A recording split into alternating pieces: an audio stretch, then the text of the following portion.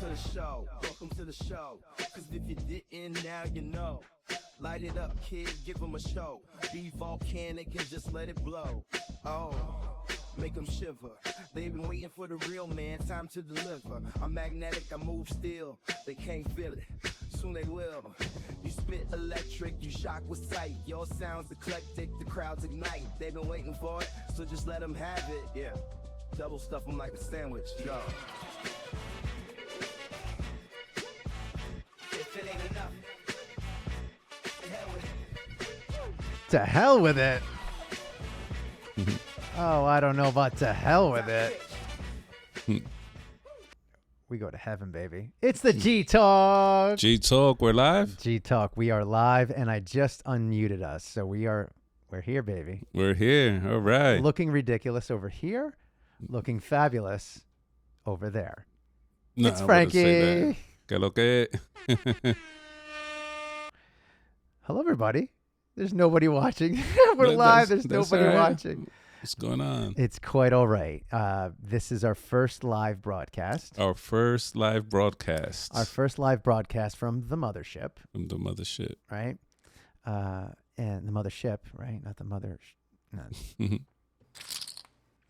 But here we are. And by the way, somebody at work, a wonderful soul. We work with a lot of beautiful people, at least at the job that we work with. We're together. Thought we're in different rooms. How funny is that? He thought we're in different rooms. Oh, So that's why when we do the 360, I said to him, you realize when we do the 360 and, we cheers. mhm. But he's like, most of the time he's listening to it. He's not watching it. I'm Okay. like, oh, okay. So here, ready? Just so you know, here, ready? See, we just cheers. Whoever's listening. That's proof, right? Yeah. Ba-dum-ba. If anyone saw what I just did.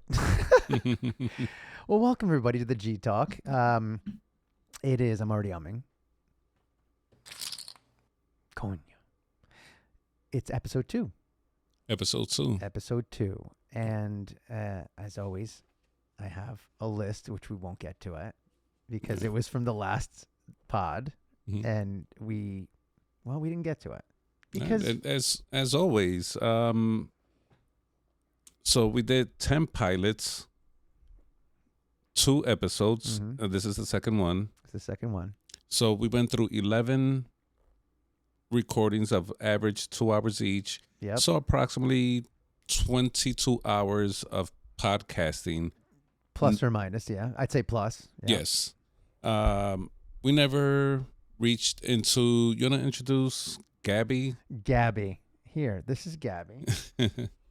And Gabby possesses some topics to make the show fun and think and so on. We touched her for the first time last week, the last podcast, our first real podcast. And what was the question? Do you remember? Coño, Past lives. past life. So I was thinking about Biggie, Afterlife, but Life after death. yeah, past lives, and that was an interesting subject. It was interesting, and I love the fact that you actually gave a damn about it. I didn't Yeah. think you would. I thought maybe it would be something where you'd be like, oh, God, this crap, this hippie. And then you were like, no, and actually there's something we talked about before. Yeah, you thought, I have to bring it up. I'll get to that in a second. That being said, I'm looking at my list here. There's so many. Welcome to the GTalk, the quickest 2 hours of your life if you are here with us, because it goes like that, or like that for those who are listening and not watching. But so John Cena over yeah, here. yeah, John Cena. I wish I had dun, da, da, da. But speaking of wrestling, we'll get to that in a second. Someone who, from our past, let's say from the 80s. Is he from the 80s? Yes, Oh, early 90s. Early 90s. Okay, we'll get to that in a second. because in another pod we started breaking into wrestling, and I'm like, no, don't go there, don't go to wrestling, no, it'll take us down a rabbit hole. But we're going to come back to it, and we're going to talk about something funny about sponsorships, right? Sponsorships, all and right. endorsements, and a certain person from the. This is how I do a teaser. You know what a teaser is? Where you plant a seed about what we're going to talk about, but you don't quite tell them what you're going to talk about. I'm glad you went there because I was gonna. My brain went somewhere else as far as tease. We got the 3 wahs on that one. Everyone's got a price, right? Okay, now it makes sense. Everyone's got a price. We'll leave it at that. If y'all know, y'all know. If you already named, you're saying the person's name right now, you know exactly. There was only one man who would dare give me the raspberry. Oh, wait a minute. That's Spaceballs. Sorry. Lone Star. No, there's only one man that said everyone's got a price, and he was willing to pay it, right? Mm-hmm. But we'll get to that in a second when we talk about sponsorships and endorsements. So, Frankie, speaking of the shortest 2 hours, what's the longest 2 hours? Maybe a trip from JFK? Yeah. Freaking traffic in Queens, man. They're never going to fix it. They're never going to fix it. I think they take their dear sweet time on purpose just for the job security. When you're you're making an accusation, you need to be specific. The people working on the roads, okay, they go back to Good their enough. bosses. I'm like, sorry, boss, we didn't finish. It's for the 900th day in a row. Like, yo, you've been on this since '93. What's going on here? You know what I'm saying? Good job. Or shall we? We'll give them a wah. They're only worth wah. You know, with the tolls now in Manhattan, you can't even get through the wah. Do you even want? Speaking of wah, do you even want to talk about it? Because we just talked about it, and it made my head hurt. But real quick, describe. Because I said to you, I said JFK. I said, by the way, I look ridiculous. Yeah, I want to wear a hat, but because of I can't. So a headband's as close as I'm going to get, and no one's looking at this. I mean, please, they're over there. They're looking over there. Hombre del Pueblo. Oh, we went Actually, back? no, there's something else there, but since you mentioned it, this is my favorite part of. Really? Okay. I'll start with me. Okay. Ja. Mischievous little devil. Frankie, after his 2-hour trip from JFK, hombre de paz.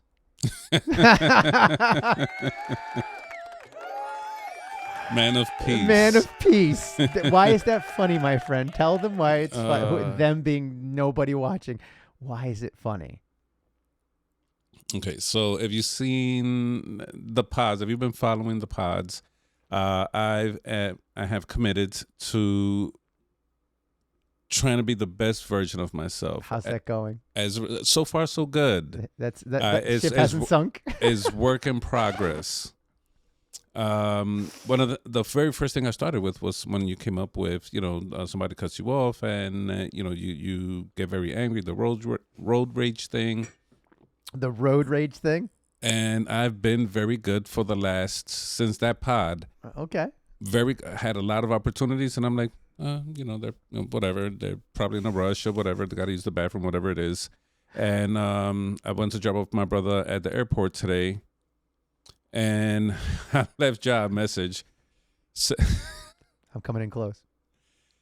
Saying, if anybody heard that pod and they're listening to it again, and you're from New York, from Queens or Manhattan, you don't have to listen to me.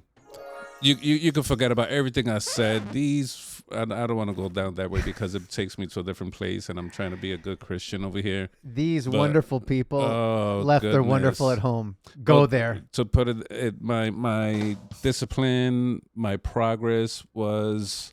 You were tested. I was tested. I think my progress was robbed by a freaking. It was robbed because this guy just didn't. My God. have any ethics when it came to the road. And he like you don't have to go into detail, but if you want. no, I prefer not to. That's disturbing my peace right now. But You know, what was when you said to yourself, "Okay, I can't do this"? I felt it. Like I felt felt it. it in my stomach that I'm gonna put my window down and like something's gonna happen. And I was like, oh, Cornio. I'm like, nah. Like, what is? He's like, cornrows? What? I just felt that ugly feeling that I haven't felt in a long time, and I was like, oh goodness. Say that again. You ugly feeling. So you identified it as ugly. You knew it. Yeah, knew it. I haven't Yeah. felt that in a few weeks, and it came back up like that. Leave it to New York to freaking Bring out the best in you. you know? Bring out the best in all of us. Yay, New York! Welcome to your. Ugh. So, yeah, I got over it quickly though. I got Sounds like it. yeah, After you almost ran him off the road. No, he wasn't gonna take my lane. That was my lane at the moment, and that was my mistake. You know, What did you play with him? Say it. I'm going in close. He wanted to play chicken with me. I was born and raised. I learned to drive in the Bronx. I learned to drive in Manhattan. My friends and I would race from the West Side Highway to 50, I believe it's 57th Street. You ready? Do you know who I am? You lower the window. Do you know who I am? I'm on the GTalk, baby. Dude. One day you'll know me, but for now, coño. I love you. But you identified it as. But go on, tell your story. I'm not going to get in the way of this. I forgot where I was at. So did I, but you identified it. You knew it was bad. It was bad resonance. Yes, that's exactly what Bad it was. resonance. And I haven't felt that in a while. And when I felt that, I was like, oh no, I don't like this. And it just everything connected right there. And I'm like, okay. So I don't want to armchair quarterback or whatever the hell out of this. That being said, I will. I'll pay you a compliment. You're being authentic. You're admitting, hey, I slipped. That's life. That right? if you are in this journey and if you are going through it, you will be challenged on a daily basis. Right. And, though we try to practice as much as we can to be the best version of ourselves, there will be there will be hiccups. That's inevitable. That shit happens, bro. Yeah. So what are you going to do? But you identify it, you could immediately recognize your progress. Right. And say, hey, you know what? I did get angry, but I saw I was getting angry and I was like, no, that's not what I want to do. Yeah. And so that's, that's progress. Yeah. You identify, sorry to interrupt, you identified a low resonance. But in me saying it, maybe listen. When you said it, that's exactly what I felt, dude. Right? Exactly what I felt, because I haven't felt it in so long. And that feeling was so familiar to me. Right. That I was like, oh no, I don't Here like we go this. again. I don't like this. And it's like, no, I gotta stop. I had a moment like that at work when I got frustrated with something falling, and I caught myself throwing something. And if anyone's at work, my other job, not the one I work at now. Wink, wink. And I didn't destroy any property or anything like that. Just throwing some stuff. And I said to myself, man, I don't like this. I don't like this feeling. Mm-hmm. But because I've mostly been out of that resonance, it was obvious to me. It's like smelling fire, or not even. You ever smell something burning in a room and you know something's wrong, right? That's how I felt. I'm like, okay, I don't like this. I got to stop. Whereas before, I would have just kind of, screw it, and let it out, let it go. But just like you just did, I identified it after it happened, and I said, okay. Because we both know that it doesn't end after it happens. You still carry some of that with you, right? And that stank of like a shame of why did I yell at him or her? Why did I throw that? Why, you still have to process it. You have to do something like we talked about in another pod that I've posted. I've been chopping up all the pods for those who are watching, which is nobody. and you could see one of them. We talk about, what was it? It was words, right? Mhm. Words are weapons. I think it's what it's called. Mhm. And I asked you, I said, Frankie, what words, if I give you words of low resonance like hate or anger or criticism or whatever, right? What words could I do to pull them out of you instantly like they went in? Mhm. And we came to the conclusion there are none, right? There are no words like that. Well, in the same way that you have to have work to do with that, when you engage in something like a road rage type of situation or me at work throwing some shit, you still have to deal with it too. It has some stank on you, right? Mhm. You have to, the resonance is still in you, even if you identify it. It's like the bug. It's like, where's the bug? It's still in you. You still have to deal with it and rectify it. Whether it be, I'm ashamed of what I did. You have to apologize to someone if no one was around for me, but in your case. Mhm. But I guess what I'm saying is the best way is to avoid it, right? Just Well- avoid the situation. Some things you can't avoid. I'm not trying to talk down. I'm saying in general, It identify and go, you know what? I slipped now. Let me at least try. Be a promise to myself, a commitment. Better yet, a commitment to not do it again. That's how I rectify that and feel better about it. I learned from it. I slipped. Oops. Off I go. Yeah. You know what I'm saying? You see, me, once I got that feeling, I was like, "Oh, don't like that. Oh, I almost slipped. Like, I'm being put to the test here." And that, for me, recognizing it almost immediately, Yeah. that was good enough for me. I was like, "Okay, I'm good." So that didn't bother me. Whatever just happened didn't bother me. What bothered me was my reaction, but since I identified it almost immediately, it kind of evened out. Yeah. So it kind of like a spill, but you caught most of it. You're like, oh. Yeah, a little spill, whoop, and I had a napkin that Yeah, she just, yeah. you Like, know, so no, we're not repping, but the quicker blanker upper. yeah, no, if they want to sponsor us, we'll, say their name. we'll get to sponsorships in a second. But anything else you want to tell me about that trip? We talked a beautiful conversation beforehand. We didn't record it in the pregame. Some things are not meant to be recorded. Yeah. That's life. Though there were a couple lines that were brilliant. I won't even go. Yeah, 30 days. I will leave it at that. Yeah.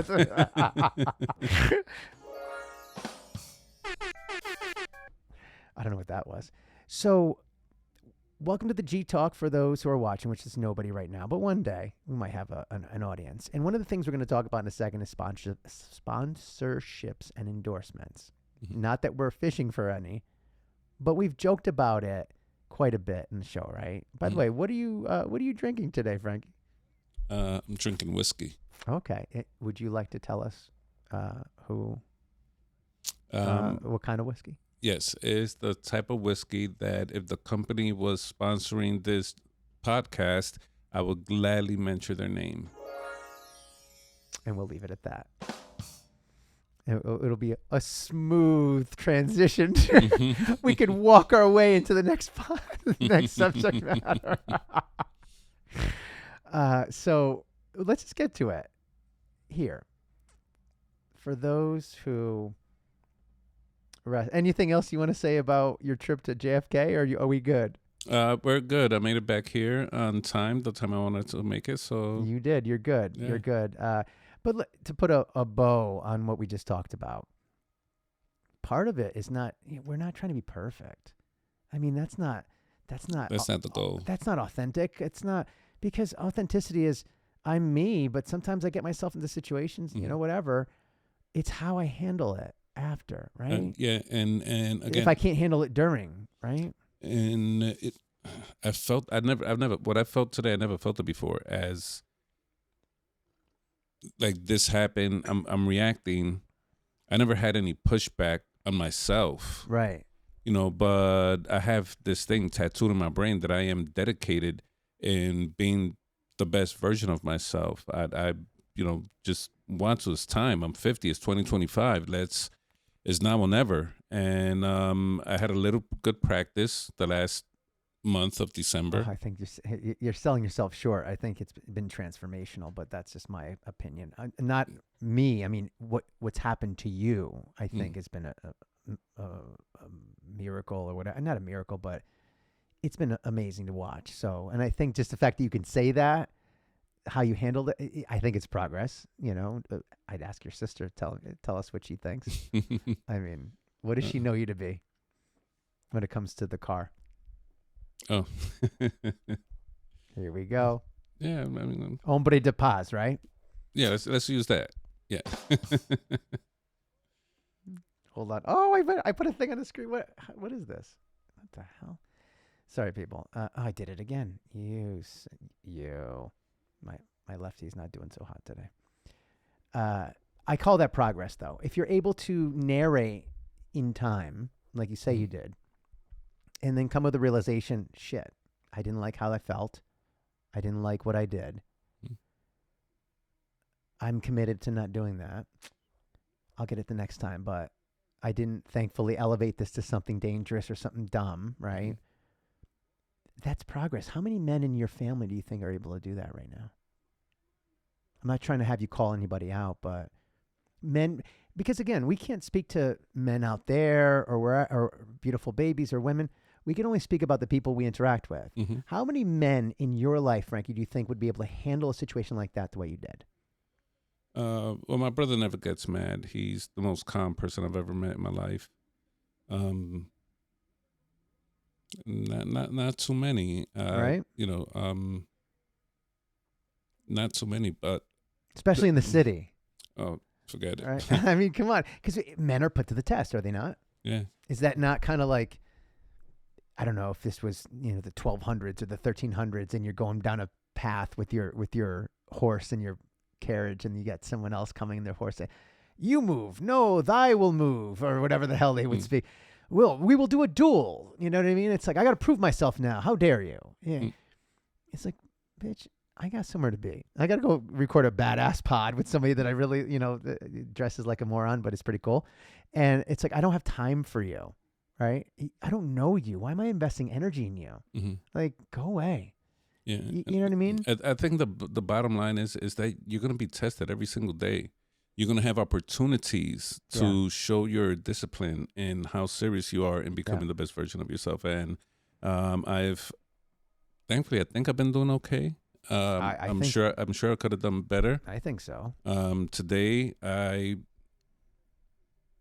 fact that I caught myself on time, right? And again, it was because of that feeling that was, what did you call it? The low resonance. The low resonance. Yeah. It was familiar, and I really don't like that feeling. I was like, okay, you know what? No big deal. No big deal. We're moving forward, and no big deal. And I forgot about it just like that. Isn't it interesting that as men, and we can only speak as men, right? I can't speak as anything else, at least not in this life. Though I don't think I was anything other than a man in another life. That's a weird thing. It's for another. I don't think I ever was a woman in another life. Ever. I don't know. I don't know what to say to that, dude. Anyone's like, where did that come from? Well, because of how we ended the last pod where we talked about past lives, and we talked. It was very, for anyone, go see episode 1. I forget what it's called, but or see the clips. They're all chopped up where we talk about past lives. I can only speak to, you know, being a man. Rage and anger sometimes was like wild horses that came out of corral, and I'm trying to get them back in. I'm like, come back in. It would be nuts, right? Especially if I was behind a wheel, or if I was wherever. And, you know, with my frame, it's like, I'm not you, right? It's like, you know, if you're beeping at me in another car, I'd be like, okay, I'll shut up. You know what I mean? But if I'm beeping at you, you're going to be like, bitch, like, get that out of here. That's the, you know, like, what am I doing? Like, do you know who I am? You're like, bitch, yeah, go away. Well, I'm sorry, go on. What were you saying? Yeah, that was the 2024 Frank. 2025 Frank is going to be new, improved, and the you know, just. By the way, it's January 2nd, by the way. Yeah. 24th, it's so far away. Screw it. You're a new man, bro. You're a new fuck man. that. 2024, dude. When I turned the last page of the last chapter, it happened to be the back cover. There you go. I like that. And this is a brand new book, baby. And this time, I'm the fucking author. Let's go. I like it. Yeah. I like that. We'll end that segment that way. So we'll move on. All right. This man here. Who is this man here who is laughing? I could only play it. Oh, I'm clicking on the wrong thing. My mistake. I could only play it. I can't put the sound. But who is this man right here, Frankie?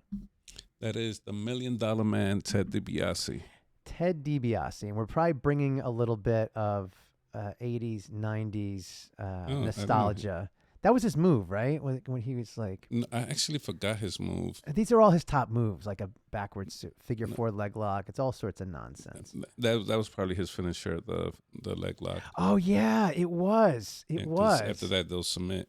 Do you know that that would never work? Like, if you ask anyone from like the UFC, like Joe Rogan talked about that, like the figure four leg lock is such a nothing move. Like, it's so stupid. Kidding? Okay, I could tell you never been put on the figure four leg lock. I guess it would hurt, but I guess what they were saying is there's ways to get out of it.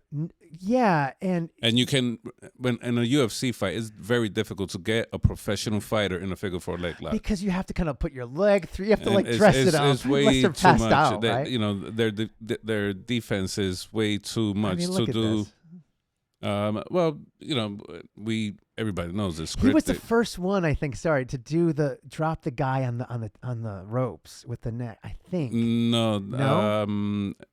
That's the slingshot suplex. I believe that came from either the Freebirds or the Von Erichs. Oh, that's right. He stole a lot of his moves. Yeah, this is my area of expertise. He was a really great technical wrestler, wasn't he?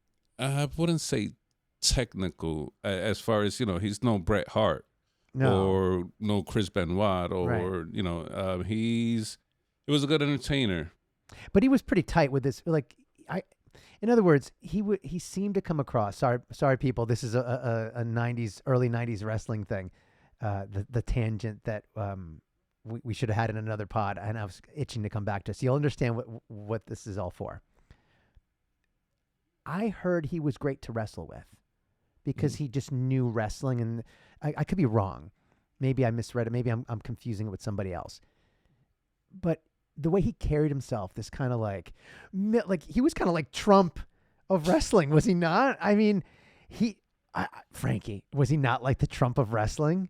The way he carried, he's very cocky, and he was in limos, and he had supposedly a lot of money, and he could buy people out and make them do stupid stuff. That's an interesting way to put it. I guess he's not the Trump. I mean, again.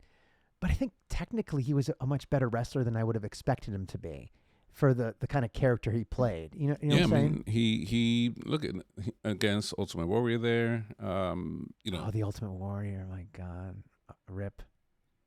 That's dangerous what they're doing, by the way. Like, yeah, that's a power driver. It's dangerous. You have to have a lot of trust in the guy. Yeah. Right. Also, Owen Hart broke Austin's neck with that. Yeah. And it kind of he was never the same after that. That match he had to go to after the match he had to go to the hospital. But he finished the match, right? I think he finished. Yeah, and it was like he pinned Owen with the last bit of energy he had. That's crazy. And Owen had to just like submit to it. But hey, Frankie, it's fake. Well, I mean the. Tell Steve Austin if it was fake or real. Yeah, go ahead, ask him. Yeah. Oh my God. Or any of the guys that are walking, or Mankind. What was his real name in real life? Nick Foley. Ask Nick Foley. Mick Foley. Mick Foley. Ask him if it was real. Yeah. I mean, some of the matches Mick Foley had, my God, with his tooth came out of his lip on one of them. He fell from like way the hell up. He put everything into it. Yeah, and that guy was legit. I don't. It was tough to watch some of his matches.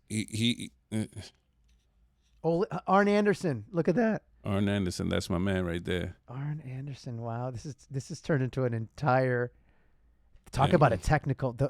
The Four Horsemen were all technically Oh my they goodness, were incredible. I loved them. Can you name them? The originals.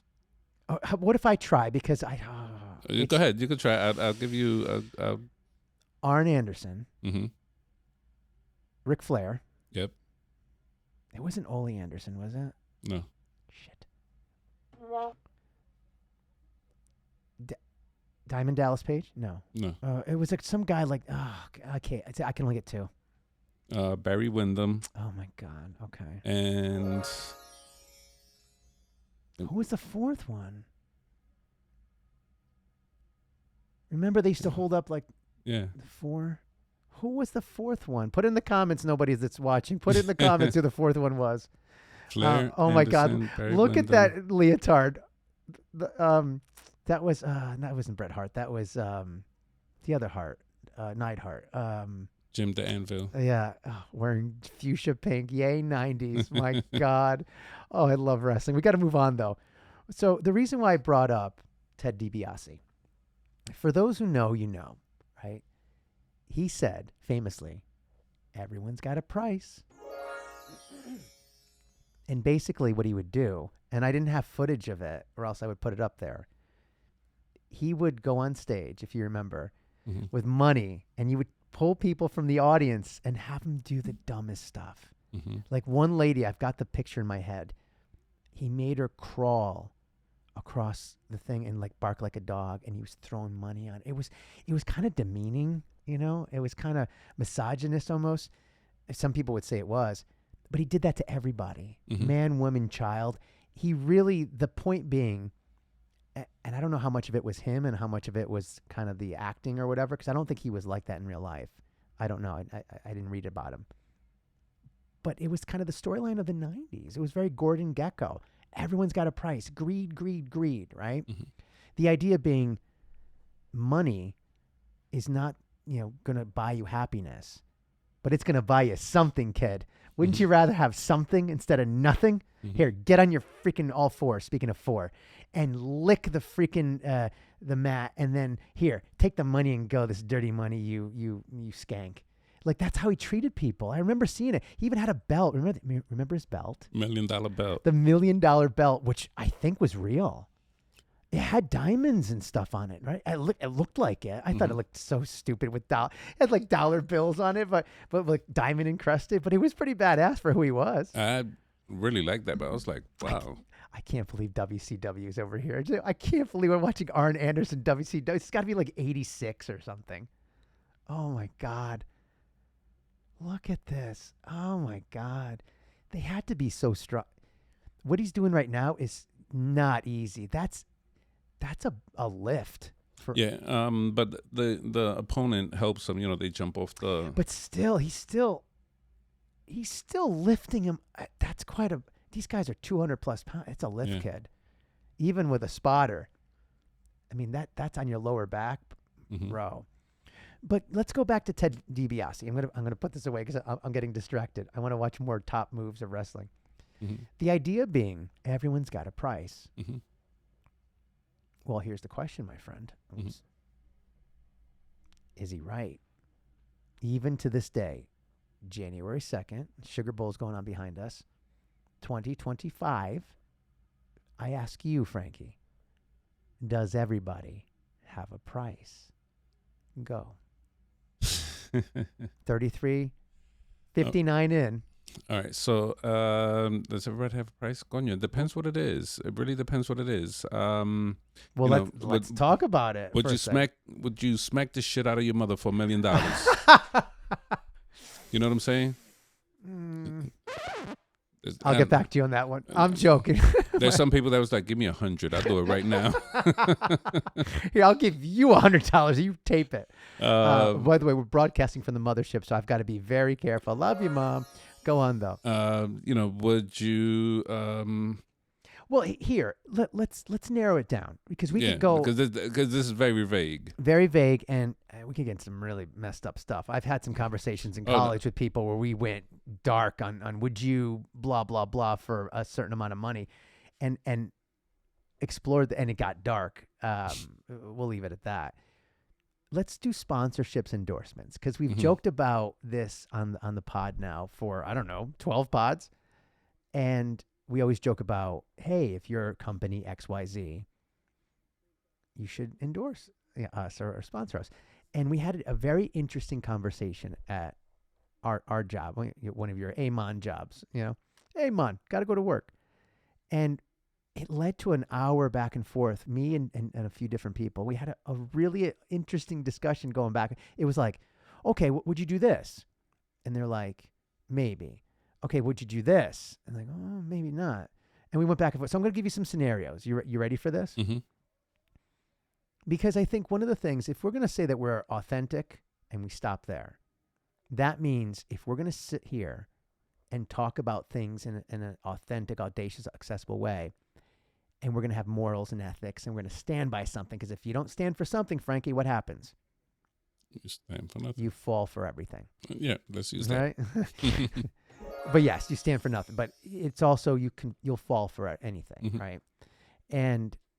But at the end of the day, to stand for something, even if you don't fully believe on it, you've got to announce it. Someone's got, you don't stand for it in your head. Mhm. I don't know if I'm saying it the right way. You have to announce it, make a proclamation to someone out there. Would you agree? Someone else has got to know what you believe in. Yeah. Or else, Yeah, especially it's doing irrelevant. this. Right? So if we believe in certain things, whatever, there's got to be parameters where we go, no, I'm not doing that sponsorship, Mhm. right? Like, let's start with a wild one and work our way into the show, unless you want to work with the show backwards, because I got a wild one that's going to blow you away. Just go for it. Okay, let's start with the show. So you're talking about your whiskey. Mm-hmm. Let's say, is there such a thing as bad whiskey? I mean, Yes, there is. Okay. I don't want you to name one. And I won't, but We'll call it X. Mhm. X whiskey Mhm. wants to sponsor the show. Okay. You actually have to drink X whiskey. Mm-hmm. You can't drink whatever you're walking with there. Mm-hmm. Do you do it? If it's a good whiskey, it's not. I just told you it's a bad whiskey. Is a bad whiskey. We're not going to name it. I'd struggle to name whiskeys right now. I haven't drank in a while. So. Would. What's the dollar amount? You see the wow, that's good. That is very See? good. Very simple. That is simple. Very and it's good simple. because it's like I can't. Can I ask you a question? Mm-hmm. Why are you struggling with this? Shouldn't it be obvious? Whiskey's whiskey if there's money involved, right? A free whiskey is better than no whiskey, is it not? Well, no. Sometimes if the whiskey's that bad, I'd rather have a beer. You know what I mean? Like, what amount of money can I throw at $10,000 a month? What if your cut was $5,000? Or 10? Make it 10. $10,000. and I gotta say, I like this whiskey. You have to endorse it. You have to read whatever, drink response, the nonsense they say. You have to drink it. And, I mean, do you have to like it? I mean, you can't talk bad about it. They got to see you drinking it. So I put the bottle here, and I'm zipping it. You can't get around it. There's no way around it. You have to drink it during the show. Okay. Now what? Some people are like, bro, go nuts. You know what I mean? I'll have 2 cups. I'll switch them. Nope. No switching. No switching. No switching. You got to drink it. You got to drink it. You know, I'll do it in a limited time basis. It's like, okay, I'll do it for 3 months. Yeah, And not forever. Yeah, I'll do it for 3 months. So your solution to that was, I'll try it. Not something that's against my morals. It's against my tastes, right? Yeah. It's a different story, correct? Yeah. Okay. You ready? Because I don't drink, so I'm going to turn it on me. Mm-hmm. What if, like, White Claw? Do you know what a White Claw is? Yeah, that's like the seltzer thingy. Okay. Yeah. Some people call it foofy. Mm-hmm. What if White Claw Mm-hmm. came to our show and said, we love what you're all about. We love Frankie. Hombre del Pueblo. But we think you could drink our stuff, Ja. You can do it. We'll give you $20,000 each. $20,000 each for you both to be drinking White Claws and talking about it. Before I answer, or do you want me to answer first? What would you do? Now you can't drink whiskey. You have to drink the seltzer White Claw, and it's $20,000 a month. What do you do? You asking me first? Yeah. Unless you want me to answer first. What I would say is, my man Ja don't drink, and if he's not going to have it, take your offer. He's not drinking. So you're saying no to $20,000. What if they said now only you can drink it now? Like, okay, where do I sign? Where is it? Just say, put it right over there, case right down there. Right in the just put fridge. the case right here. The fridge is over there. And If you're looking at that. you know, and it's like, this is my favorite flavor right here, you know? I love berry flavor. It goes great with whiskey when you have it. Okay, let's up the game here. Because some people are like, this is nothing.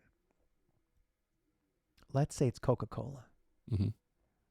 This might not be a big deal for you. It is for me. Because that's how someone at work got me. Because I'm against sugar, whatever, energy drinks. I used to drink them religiously. And there are people at our job that do it too. At least the one where we pick things up, we put things down. I would not, well, depends on the money, I guess. Because there's this famous scene. You know who do you know many soccer players? Okay. Two of the most famous soccer players of our generation, two of the best, and they're already kind of aging. Cristiano Ronaldo and Lionel Messi. I know Messi. Messi from Argentina, Ronaldo from Portugal. And there's a famous, amongst people who know, where he's sitting there after a game. I forget if it was the national team or whatever. Press conference. And on the table is like bottles of Coke. He's not a sponsor of it. Like it's the people that are doing the press conference have the Coke there. And you see him like the coach is talking, right? And he's like, he reaches down. And he grabs his water and he goes, agua! And he slams it down. He slams it down as to say, don't drink that shit. You drink this water, Mm-hmm. right? And Coca-Cola freaked out. It was the number one player at the time in the world saying, your drink sucks. Everyone, kids, drink water. And if Cristiano Ronaldo tells kids to drink water, guess what they're going to do, Frank? Mm-hmm. They're going to drink water. And Coca-Cola freaked out. Now, granted,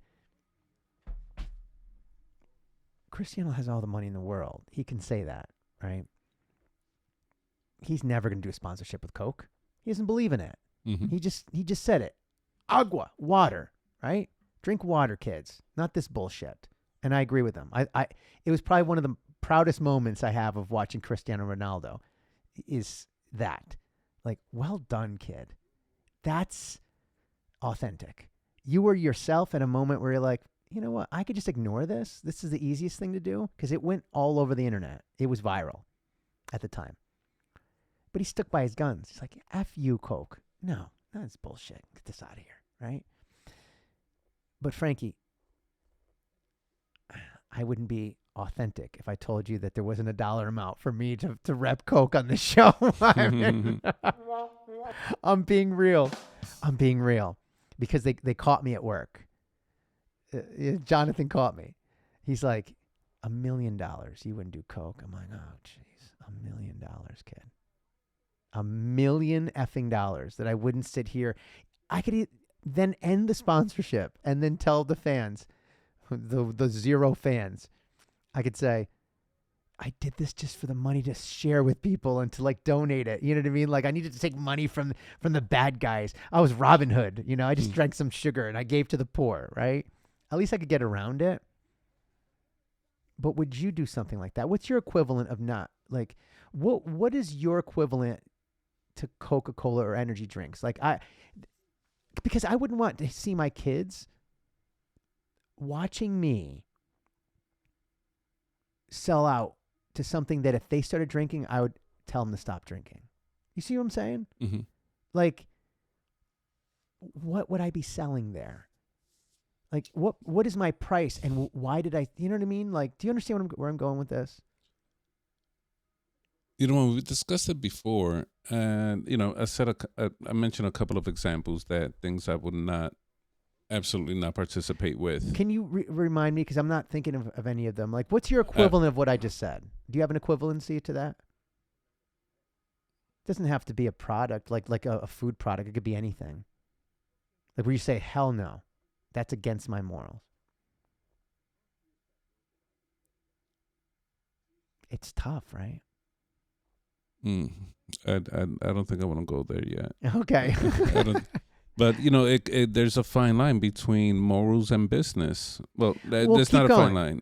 Keep going. I wouldn't say fine line, but you know, my morals is like I don't believe in this because I believe X, Y, Z.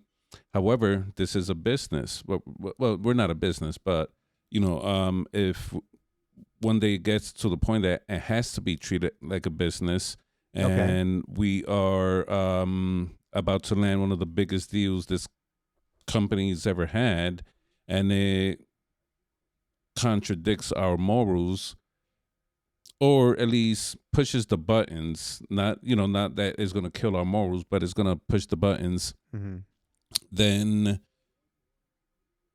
you know, where's the balance? It's like, okay, you're going to make $1 million with this, you be able to pay off your house or buy it, you know, it's going to change your life. It is. And maybe I'm making more of it than it is. I'll give you some other examples, some funnier examples that don't, because Billie Jean King, we talked about before, the famous tennis player, Battle of the Sexes in the 70s. I think it was the 70s. Said famously in a beautiful event in Dubai, it was know your value. A bunch of the most successful women on earth went. I would have loved to have been in the center of that. You're talking about some power, kid. Wow. I mean, these women were, woo.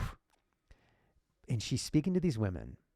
I'll never forget it. She's wearing the green glasses. She's wearing purple. She looks badass. She looks so great. Billie Jean King. She's probably 67 years old. She says, ladies, it's about this: money, power, freedom. Like we talked about in our first pod with OnlyFans. Remember that? And that everyone wants the freedom, but before they get there, they need the power, the ability, you know what I mean? And I could give an example in a second. But money precedes it all. And she was talking to the ladies, basically saying, you got to take care of yours, ladies. Like, don't, you have to get yours. Get the money so you have the power. Mm-hmm. And then you'll truly have the freedom. Because guess who's got the money, power, and freedom right now? The men. Mm-hmm. Right? But she didn't speak about it in a way that was like exclusive. She spoke openly kind of to everyone. And I took that and I'm like, wow, you're right. I need money in my life, but I don't want it.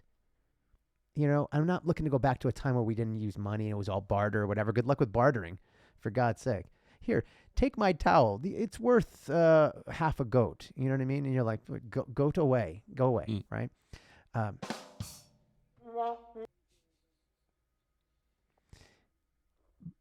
But going back to Ted DiBiase, everyone's got a price. You know, how far are you going to go to get that power, kid? There was a show. I don't think I want to name the name. Maybe sometime else we gotta discuss it away from camera. Ahead. But it came down to a news anchor that was very popular because he didn't touch on the important issues. He just did movies, the things that were not important, and business was good. Like innocuous, yeah. And he was very good at his job. Mm-hmm. You know, interviewing celebrities and politicians or whatever, and everything's just very smooth. Doesn't bother nobody. He's incredibly intelligent, and he gets a producer where the producer is like, you know what, you left this person off the hook, you left that person off the hook because you're not asking the right questions, you're not asking the follow-ups. Right. And yep. he says, well, if you're doing a news show, that your primary job is to deliver the news. Whether it's good or bad, whatever, it's delivering the news, stating the facts. And they got into an argument, and he said something to the effect. The producer said something to the effect, I would rather do a good show for 100 people than a bad one for 1 million people. It makes sense.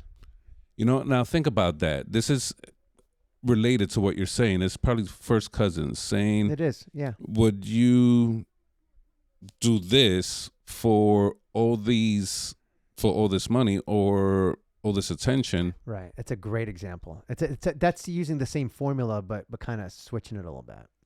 And it was something that stood with me, and this was recorded 13 years ago, and it was incredible to me. And it's still right today, right?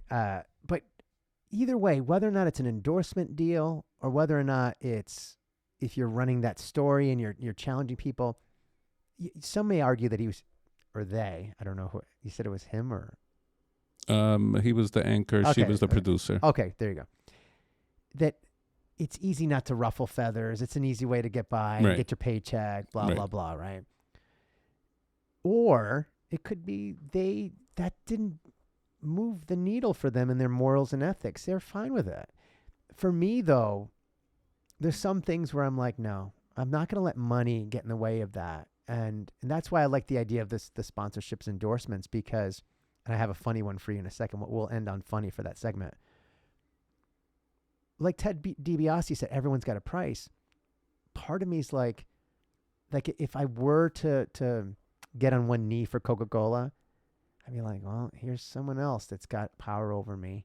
Even though the money would give me power to do things, it took someone that has power over me that they could buy me to do. Do you understand where I'm getting at?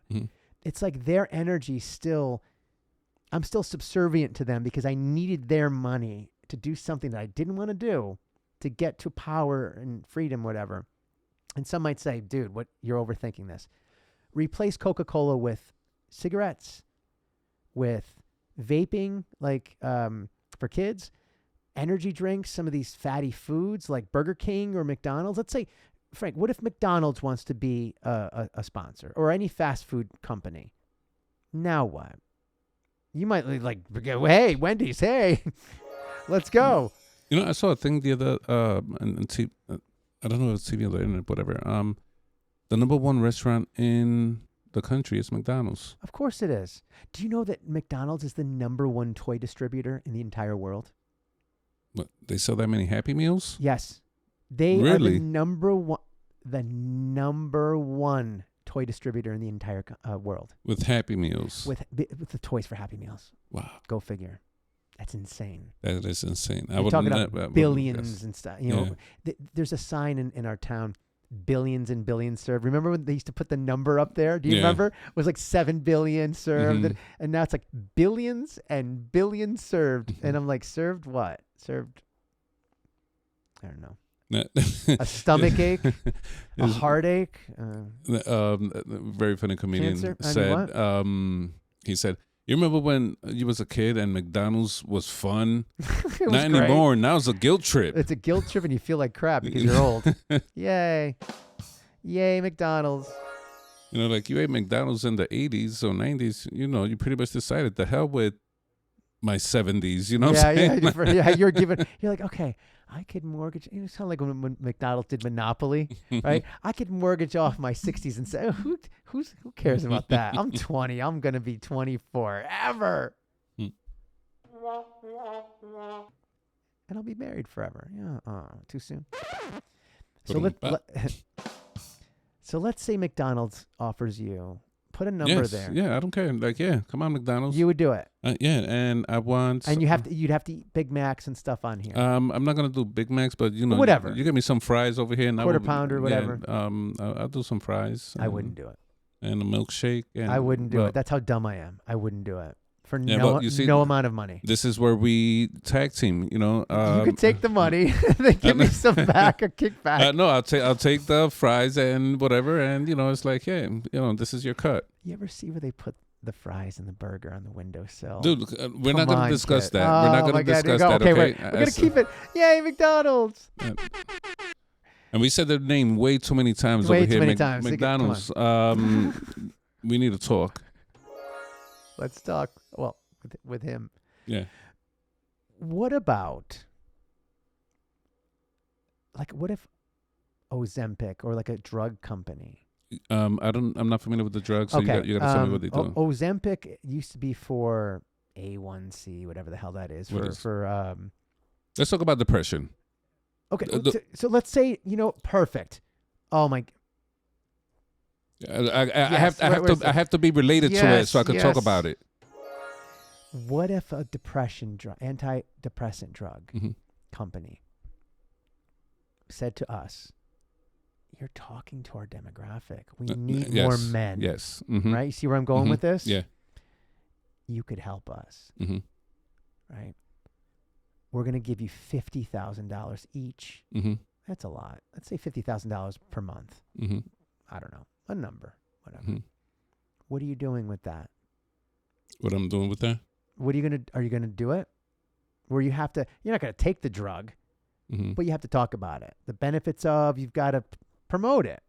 An antidepressant. Now, mind you. That's what I got to do? I got to promote it? You got to promote it. Okay. Where's the CEO? Is that him right there? Yeah, go ahead. Fuck you. Fuck. I will gladly.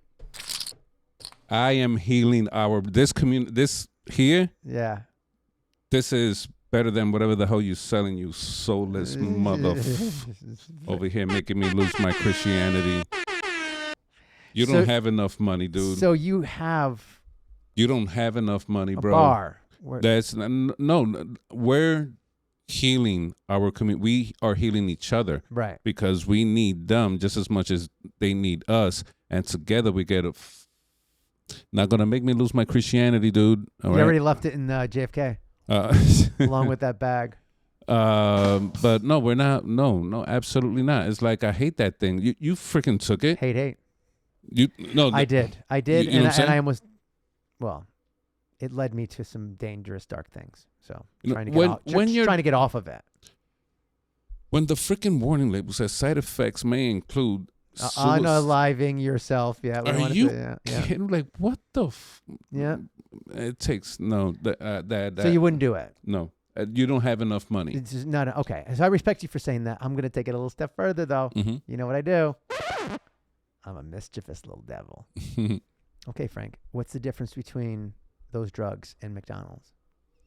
Because that's doing it to your head. Mm-hmm. The drugs or the antidepressants. Mm-hmm.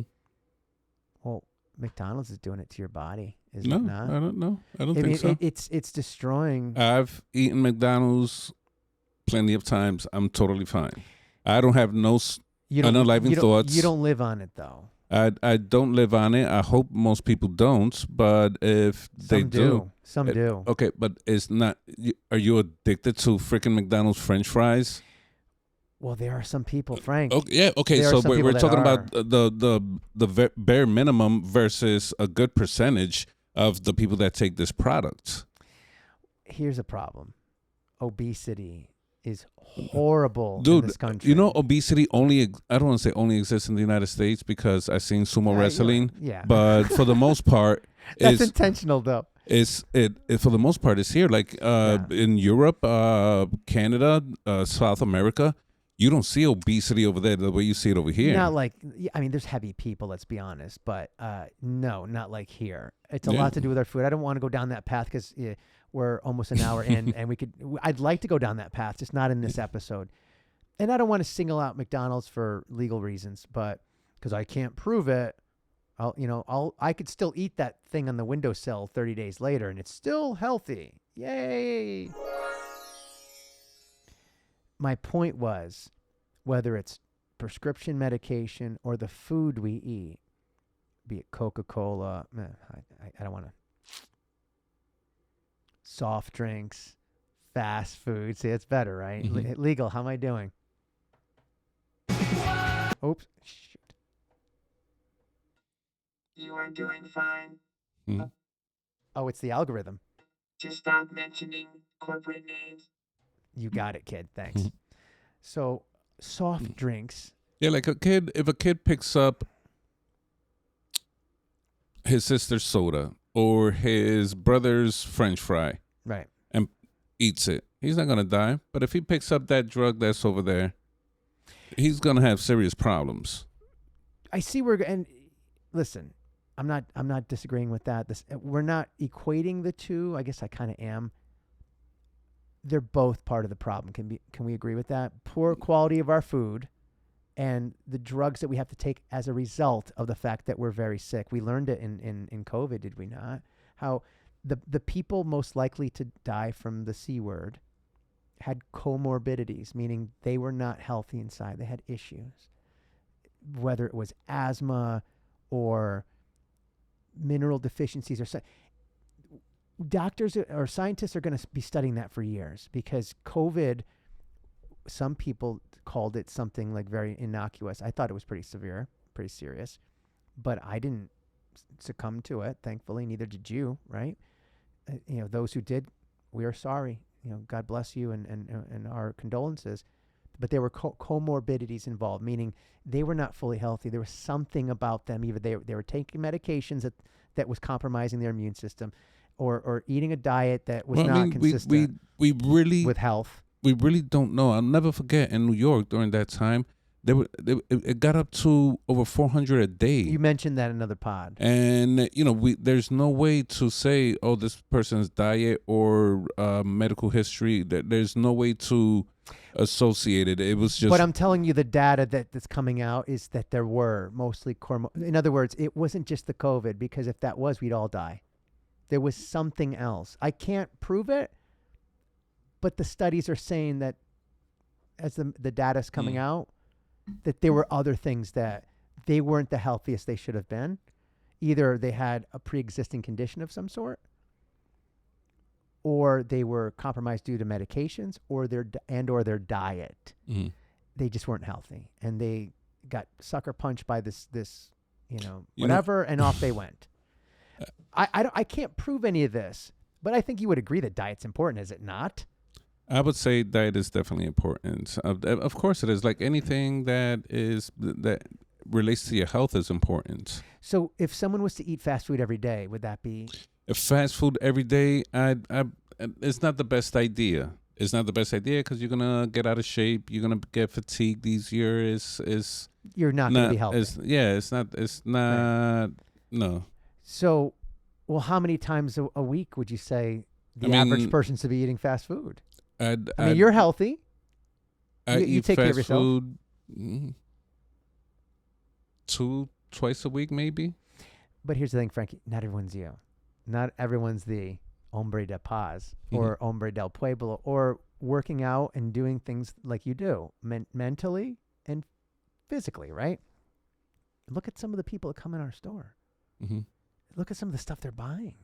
Do you ever pay attention to some of those carts that are full with all that processed junk? Yeah, and all that shit.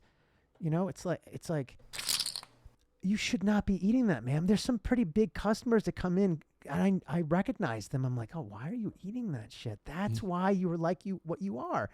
And it's like people are like, how dare you, fat shaming. The truth is the truth. ... Fucking ... Well, it's not happening because they're breathing. It's because something they're consuming. And it could be prescription medication. I don't know their medical history. I don't know. But I know what they're eating because I see it in the flipping cart. They shouldn't be eating that stuff. So my point is, if I then am promoting something that people shouldn't be eating more than once in a while, especially people that are not you, right? That are taking care of themselves. You're able to drink a couple whiskeys, have some fast food once or twice a week, and look like an Adonis, right? I eat fast food and I look like this. See, this is why you shouldn't eat fast food, right? Up close. Here we go. And that is the compelling case against fast food. Oh my God. Take care, everybody. Well, you just killed that McDonald's deal.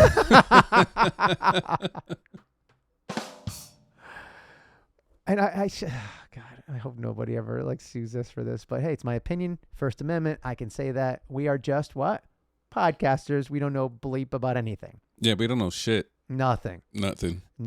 Zip. We Nada. good? You know nothing. Diddly squat. Nothing. Bupkis. Nothing.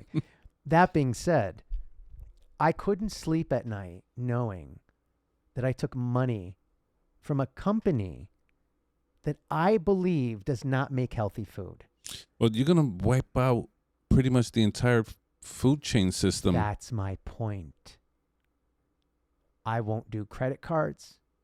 I won't do endorsements for drug companies. I won't do it for fast food companies, for alcohol, for energy drink. There's no endorsements. Okay, so there's no endorsements, Frankie. I told you if this company reaches out to me. Well, I mean, for you, I mean, it's for you. I would definitely say I would put your nice bottle there, real shiny. Listen, and if they come over and walk to me, wink, wink, and say we have a non-alcoholic version, I couldn't even get it out quick enough. I couldn't even get it out quick enough. That's so ridiculous. There's people going, what? Non-alcoholic whiskey? Isn't that called coffee? I mean, for God's sake. Or I should have said tea, iced tea. Yeah. Slipped on that. There. Non-alcoholic whiskey. Isn't that called iced tea? I'll edit it out later. But no editing here, folks. But do you see my point? Did I kind of bring it back? Because I didn't know which way to bring this. But for me, I have to go on. But let me just say real quick. I'm eliminating a lot of crap, dude, that I won't do because I've seen what it's destroyed my life. So you see LeBron James with like a freaking Sprite, whatever. Hey, kid, I get it, whatever. But there's kids in Ohio and Akron or wherever you're from, kid, that are way overweight. All they eat is McDonald's because that's all they've got. Mom can't cook. She's got 2 jobs. She's alone. Dad's not there, whatever. And I'm not trying to be stereotypical. I'm being real.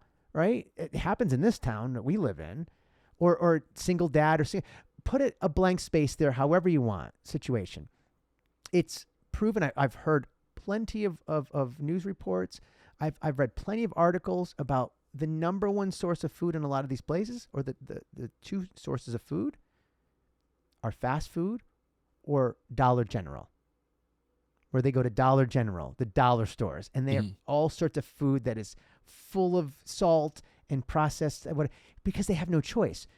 Stop and Shop ain't going to the middle of the hood, right? You saw what happened recently. There was a shooting, I think, in New York City or somewhere, where it was at the one last grocery store in town. And the guy's outside is like, okay, I guess this one's going to leave now. He's like, not only is it dangerous, but it's like, if that place stops doing business with us, we don't have real food, vegetables. They don't have vegetables at the dollar store. They don't have vegetables at McDonald's. I mean, let's be real. Apple slices with a bunch of preservatives on, it's not the same. Mom ain't whipping stuff up. Their number one source of food in some of these communities is fast food or Dollar General or the dollar stores. They don't even have supermarkets. If they do, it's too expensive. And, if they're on EBT, there's only so much you could buy, right? And when the they I'm referring to are people that are less fortunate, that are below the poverty line, which is a lot of people from different backgrounds. It's just not one segment. Unfortunately, that segment has grown, has it not? Yeah. And you'd be surprised who comes up to me at our grocery store and asks if we take EBT. And I say, wow, in my head, trying to compose myself. I never expected this person to have EBT because, again, I'm using a visual descriptor, whatever. And I don't want to stereotype, but it's no different than when back in 2008, I'm boomering some people here. I'm kind of going all over the place. But in banking, when some people would come in with unemployment checks, I'm like, wow, I never thought, that this person would be bringing an unemployment check this many months in a row. Wow. This guy is a CEO of a company. Holy shit. You know what I mean? So you don't know how the misfortune of other people. You don't realize it. But I guess what I'm trying to say, let me wrap this up. We're an hour, 9 minutes in, and I want to get to something pretty powerful. I wouldn't feel good repping any of these companies. Be a soft drink company, fast food company, drug company. you can't rep cigarettes because it's not allowed to be advertised, or guns or stuff like that. I'm finding it hard to believe or to think of any one product or that I would want to rep. I mean, there's probably some stuff I use, I guess. But I guess what I'm trying to say is, going back to Ted DiBiase, the $1 million man, everyone's got a price. Well, frankly, then my question is, what are they selling then? Because he's buying something, is he not? What are they selling? Go. You're referring to DiBiase? What is he buying? Yeah, what is he buying? Well, Or was he buying? his character as a wrestler there was to make people do humiliating things for X amount of money. So he was buying entertainment. He was buying entertainment or buying their embarrassments or put them in a position where they're going to be embarrassed, and he gets satisfaction of that. So that's what he was buying. The satisfaction of embarrassing somebody that needed money and was willing to do something to earn it. I've got money. I've got power. You have neither. Mm-hmm. I'll keep my power. Here's some pittance of money. Mm-hmm. I just bought your what? Yeah. What did he buy? What did they sell? Better yet, dignity, respect, morals, you name it. Right? Was it worth it for them, do you think? Some people, they, especially at that point in time in the 90s, things were a little tough. And, for $500, would you walk across the ring barking like a dog, crawling on all fours? Which they did constantly. People were begging to do it. But you walk away with $500. Now it's like you get to eat for 2 months or a couple weeks. During that time, eggs were eggs were like 50 cents, 59 cents, maybe less. So it really depends here. But back to the sponsorships and stuff, like drugs and stuff like that, like, no, absolutely, like, no, you don't have enough money, period. But there are plenty of people, sorry to interrupt, that stars, famous athletes, they're doing, it's credit cards, it's drug companies, it's fast food, it's all, cars, all this stuff. Cars, I don't hold in the same thing. But I'll do this. How about this? Because for the sake of the what I want to call this, the soul of the GTalk. Go on. The spirit of the GTalk is like, you know what?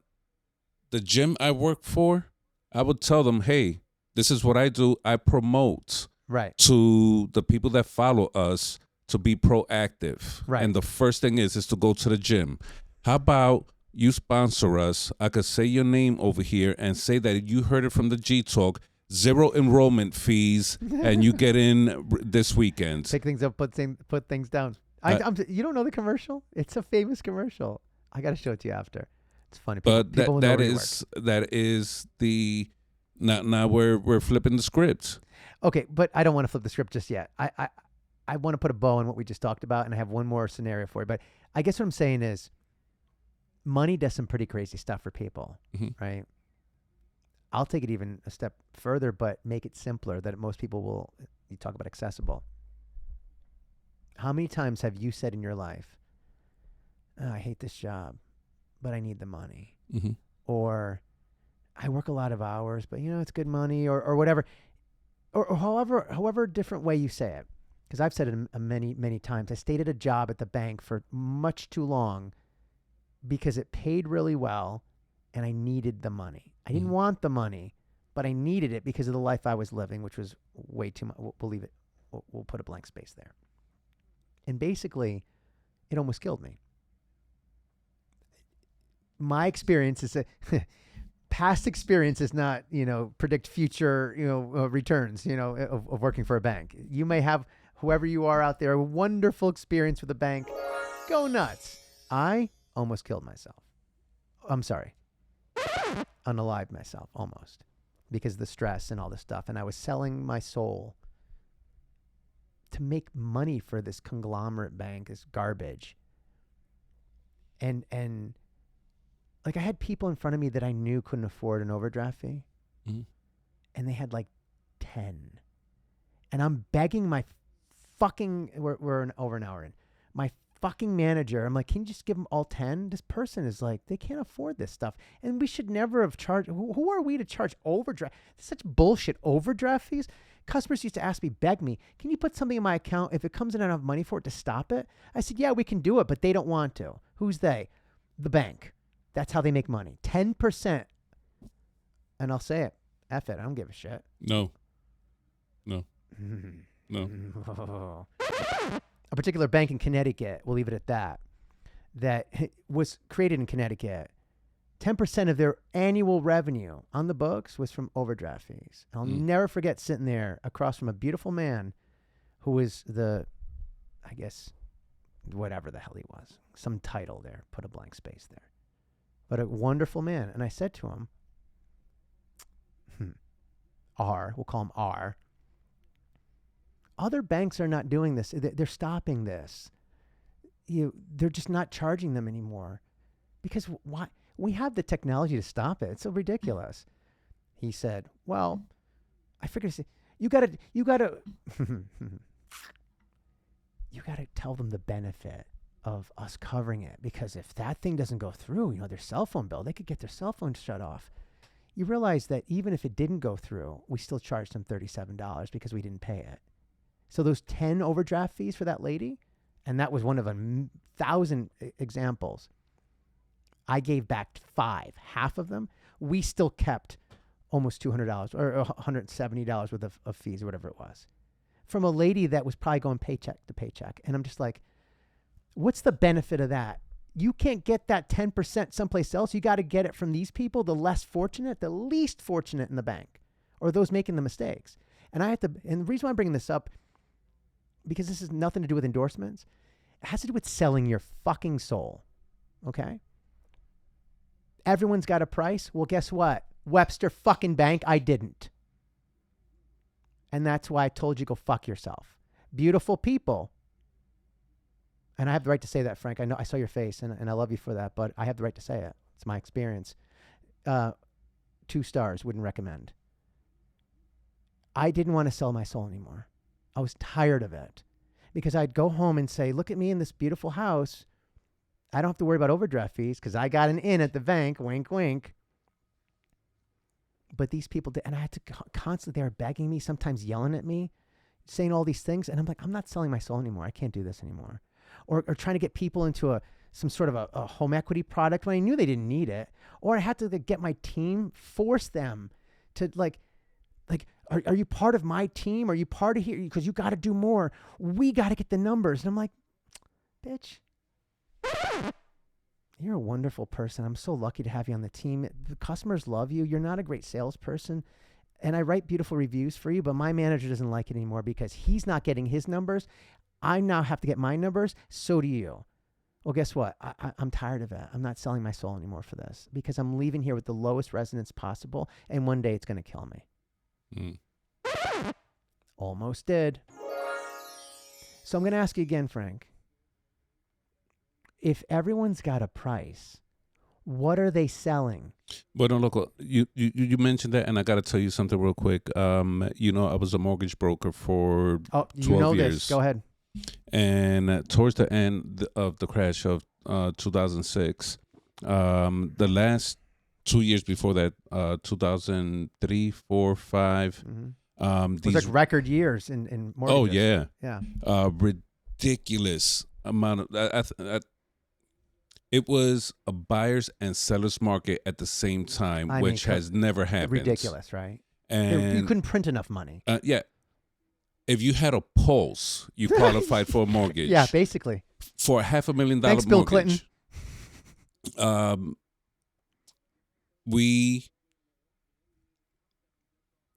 I had 2 clients that were referred by others.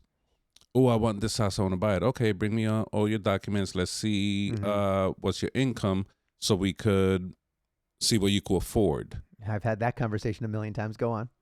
And their income, I forget what the numbers were, but I said, okay, so 35% of your income is going to go directly to the mortgage.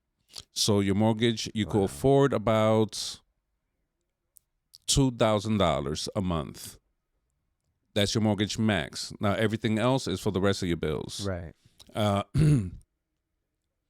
There was a house, let's call it in Main Street, that was selling for a little over $500,000 on Main Street. Okay, and to anybody that doesn't know, Main Street is like the popular street, and no house in Main Street should cost $500,000. Well, it does now, but go on. That's off in the suburbs, whatever, a little bit more, but in Main Street, too much traffic, no. No. So they said they want this house, and I said, you can't afford it. Well, I understand you have a stated income program. Oh, here we go. And this is a program that you tell me how much money you make, and that is as far as I go to verifying it. Can you believe a product like that? And when I left banking, they were getting back to that, they being the banks and lenders. But go on. A stated income product it should have been illegal. Yes. Effing, not enough poker chips for that bullshit. So with this product, they'll tell me they make 3 times more. It doesn't matter. You could tell me you make $50,000 a month. That's what I write. That's the extent of it. Not kidding. No, you're not kidding. And they wanted this house. It was a little over 500. Bottom line is the payment was going to be around $2,800 or something. It was close to $4,000. Holy jeebus! Their verifiable income was about $6,000. Oh, for God's sake! And I was like, "This is 80% of your income. You cannot." And the rate was adjustable. Oh, that's right. The arms. Oh my God. And Frank, I was, and it was a small. I think it was like at 4 something, but still, it adjusts every month. And I forgot the name of that particular product. it's an arm product. It's like a it was 7-1 arm. It was the LIBOR rate. Yeah. LIBOR rate. It was cheap. Like a 7-1 or a 5-1 arm, meaning it would be a it was the 5-1 arm. Yeah, no. It'd be an adjustable rate for 5 years. It would adjust to LIBOR. And then after 5 years, it would lock into whatever the rate is. No, at that time. It was actually backwards. Like a 327 or 525 fixed for 3 years or 5 years, then it goes into an arm. Right. But this one was something different. And the bottom line is, this payment was going to take 80% of the verifiable income. And they said, oh, no, because we make extra money doing this and that. And house cleaning or landscaping or whatever, yeah. And I looked, I said, I morally am not going to give you this loan. You cannot buy this house. I saw that house is not worth $500,000. That house is not worth half of that. Someone else went and did it. Someone else did from that my own freaking office. I mean, because they were willing to sell their soul. From my own office, and I went to them. I said, number one, that was my client. Number two, I didn't give them the loan because they cannot afford that. How could you do that to a human person? And Frank, plenty of people did that, dude, and it led to the crisis. Everybody in my office did it, and that's why I got out. The exact same reason. I took the appraisal from that. I'll never forget. I'm not going to say names. I took that appraisal and walked to the owner's office, and I put it down. I said, look at this house. That house is over there next to Food Bag, a gas station. You see this house? $550? No way, right? Overpriced. It was a 3-bedroom, 1-bathroom house. It was like 1,300 square feet, if that. $550? And I was like, I told him, I said, I'm not going to say his name. Let's call him D. I said, this is something that's really, really wrong here. All these, because I've noticed it for the last few months. All these appraisals coming in, like, that house is not worth that. What is going on here? The same thing, sorry to interrupt, the same thing that was going on with the stated income, the appraisers would show up. I don't have proof of this. Wink, wink. I have proof. If I had to, I could, whatever. And they would say, okay, I'm here. Nice house. What do you need it to come in at? I've heard that. Right? I've heard that. So let's kind of, because it's an hour 24. Yeah, sorry, guys. Is that I saw your passion and it immediately triggered you went that through the family. Same thing. Yes, because I told this family, I said, you don't want to do this. So, Frank, put the unfortunate situation with the family aside. The equation is the same. X plus Y equals Z. Mm-hmm. You put yourself at X, why they needed the loan or whatever, why they wanted to do something is at Y. You saw Z as bad. You forecasted Z, the on the other side of the equal sign was going to be bad. Mm-hmm. You knew it was coming down, right? Yeah. You were putting yourself at X for them. Mm-hmm. Instead of yourself at, I said that wrong, but you put yourself at their X to see what they were like. And you're like, wait a minute, I wouldn't want someone to put me in this loan. Mm-hmm. So therefore, I'm not going to put it for them. Yeah. Someone else in your office put themselves at X Mm-hmm. and kept themselves there. Mm-hmm. And they got the money. And they sold what? What did they sell, Frankie?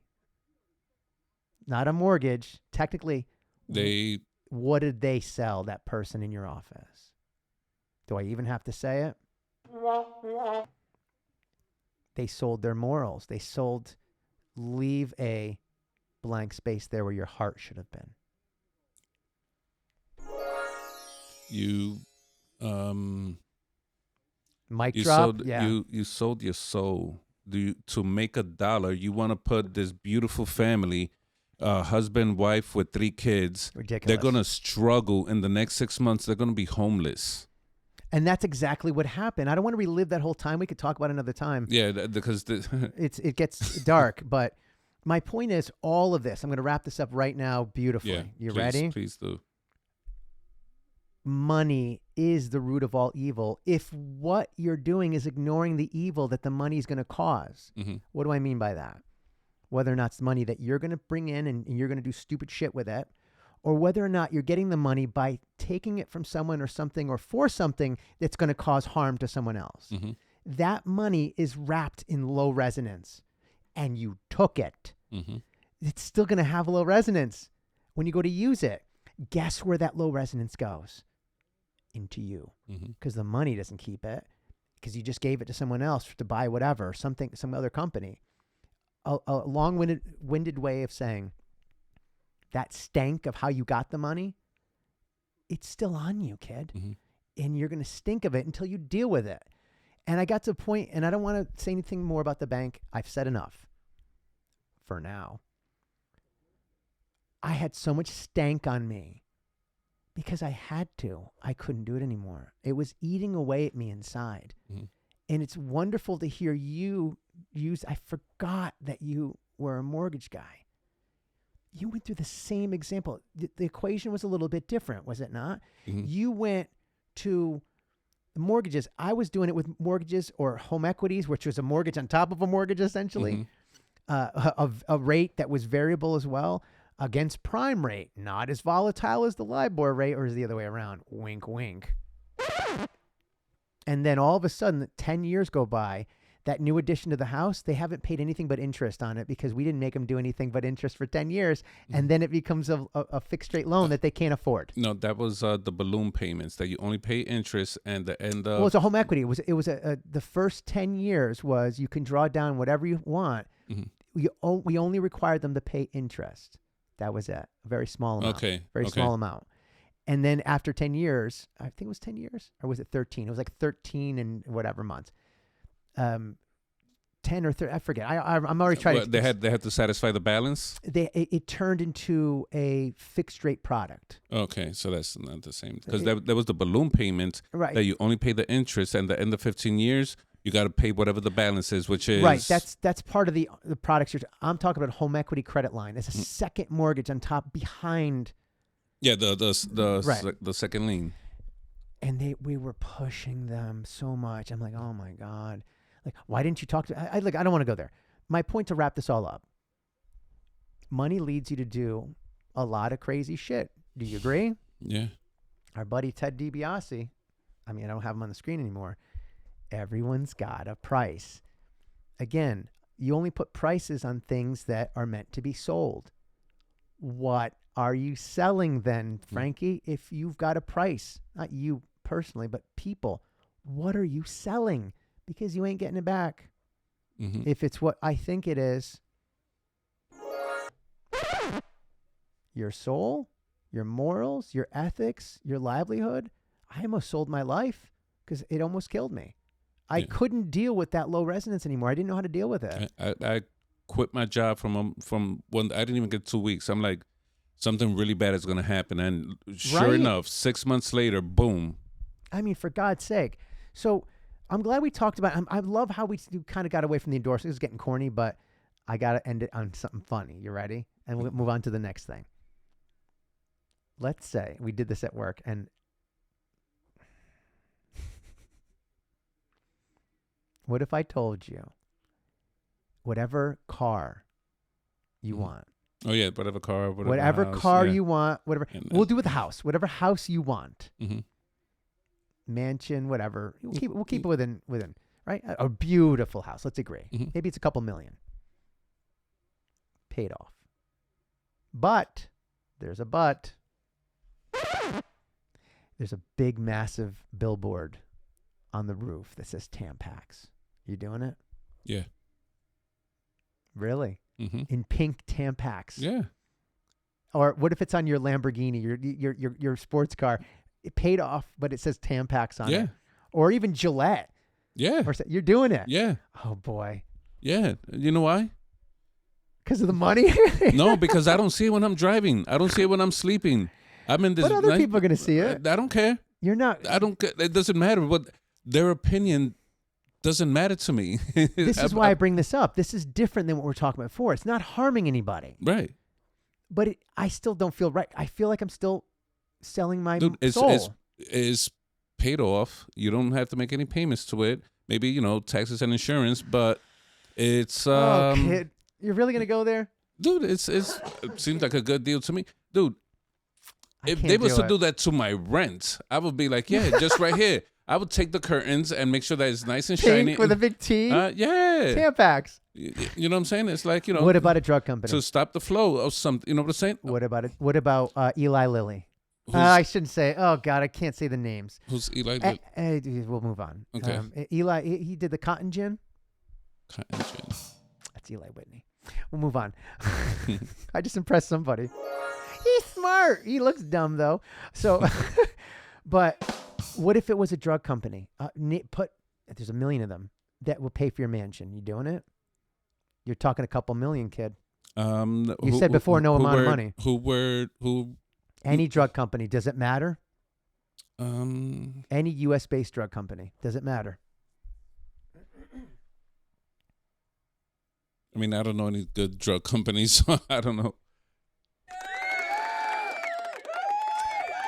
Who makes weed?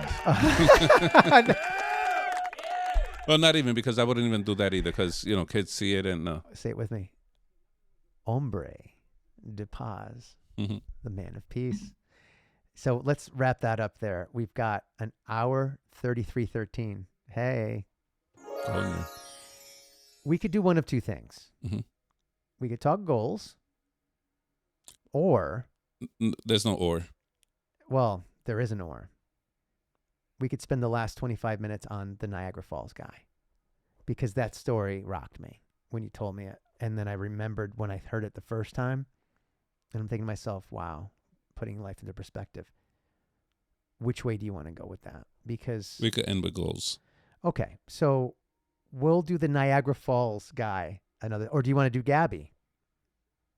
Gabby is 145. It is 140. Okay, so let's do goals real quick. Goals. Goals for 2025. That means Niagara Falls goes to the next pod. It goes to the next pod. See Okay. what we're doing? It's one hell of a teaser, my friend. Mhm. A beautiful story. Not a beautiful story. Excuse me. A beautiful lesson from a very dark, ugly story that I don't think is unique to just one, but this is one that we both heard, right? Yeah. We'll leave it for the next pod. So tune in. Tune in. So 134 in. Goals. So it's 2025. It's 2025. What You know, goals what do you do, have? What do people do for the New Year's always? Well, they go to the gym. They make goals. They got New Year's So resolutions. what's your goals? Because I did it in what I call a G thoughts, where I'm G-thoughts. speaking into my phone Yeah. and it's 5-6 minutes, and I could summarize but I didn't hear yours. So what are your goals for 2025? 3 or 4, nothing crazy. What are you looking to do that you want to put down and memorialize right here on the GTalk? What are you going to do in 2025? Go. All right. So my goals for 2025 really started in November, December. Go on. I want to take better care of my health. You want or you will? I want my 6-pack back, and I'm looking to earn it. You want to or you will is my question. I want to, and I will. There you go. Go on. But it's a pain in the ass, though, man. That shit is going you. It is. It is. I want to see this podcast succeed. How so? One time when we go live and there's a couple of views, I'm not even saying a lot, let's say 5. Okay. And for one of them to send us an email and say, hey, this, I'm going through this. You guys went through it. You are helping me so much. That's a goal. That's a goal that I have to do my part to earn that achievement. Okay. With your help, of course. We do it together.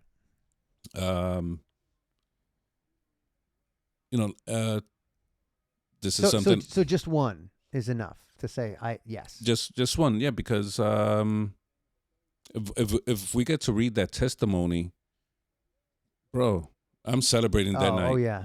Mm-hmm. I talked about that as well. I honestly did the same thing. It's so funny you say that. Yeah. I said that. Again, go on. I said the same thing. Essentially, I said, the reason why we do this is for each other, for ourselves, for each other. And then I would love for at least one other person to say, you helped me. It's like, then it was totally worth it. Right? It's totally worth putting ourselves out there. Yeah.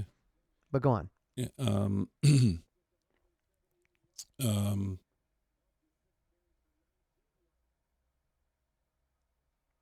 There's a lot, right? It's a lot. I wasn't prepared to say the list, but maybe a couple other things. What's on your mind? What would you want to do? My biggest thing, something I think about every single day is to be the best version of myself. I want to live my life to my full potential because I know I have a lot of potential, and sometimes that is clouded with the things that I go through on a daily basis that don't let me visually see my potential because I'm dealing with something that really doesn't deserve my attention.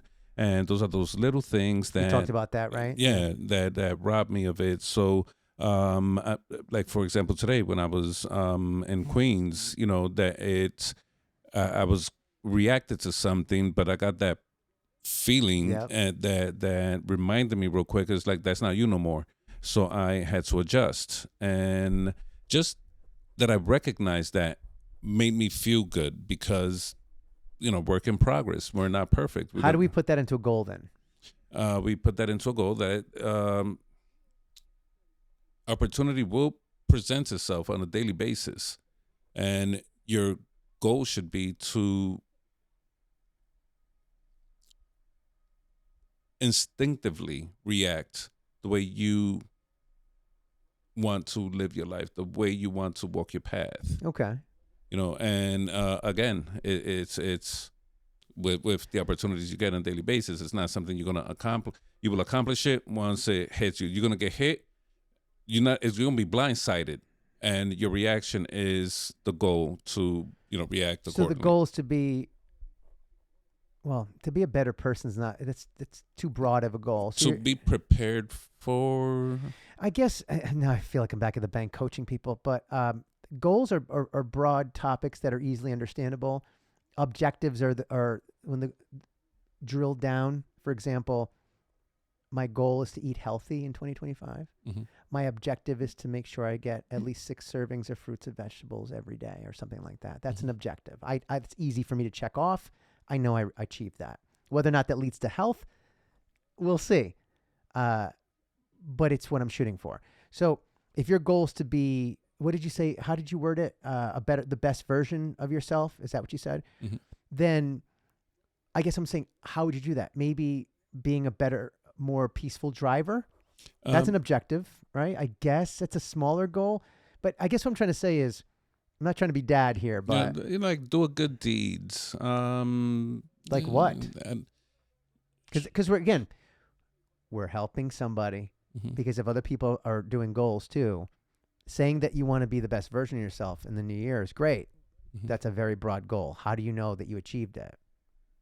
How would you check that off? And again, it happened in Coño, I can't remember the last part, but I remember it was the driving and it was the patience when you're at a stressful environment. Mm-hmm. Like when I was in the mall for Christmas. Yeah. That was a very stressful environment That's a for juicy me. clip. And I'm really stressing myself out. Yeah. Like I am losing my Chicago over Yep. here. Toledo. And don't need to stress. It's the Saturday before Christmas, dude. What were you expecting? You know what I'm saying? Don't need to stress. So can we say that I'm trying to move us along because we have less than 20 minutes, and we got Gabby coming. So you want to be a better version of yourself through your interaction with other people, right? I don't want to beat myself up for little things. Okay.